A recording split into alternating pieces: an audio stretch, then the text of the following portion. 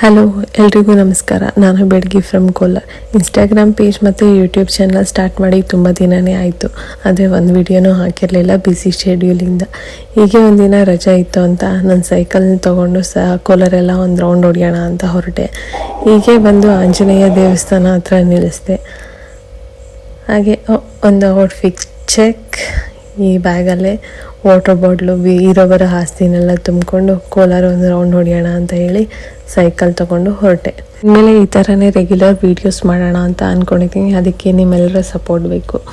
ಮತ್ತು ಹೀಗೆ ಸೈಕ್ಲಿಂಗ್ ಮಾಡ್ಕೊಂಡು ಹೋಗ್ತಾ ಸುಸ್ತಾಗ್ತಿತ್ತು ಅಂತ SNR ಹತ್ರ ಸ್ಟಾಪ್ ಮಾಡಿ ಅಲ್ಲೊಂದು ಎಳ್ನೀರು ಕುಡ್ಕೊಂಡು ಆಮೇಲೆ ಅಲ್ಲಿಂದ ಹಾಗೇನೆ ಇದರ ಕಡೆ ಹೊರಟೆ.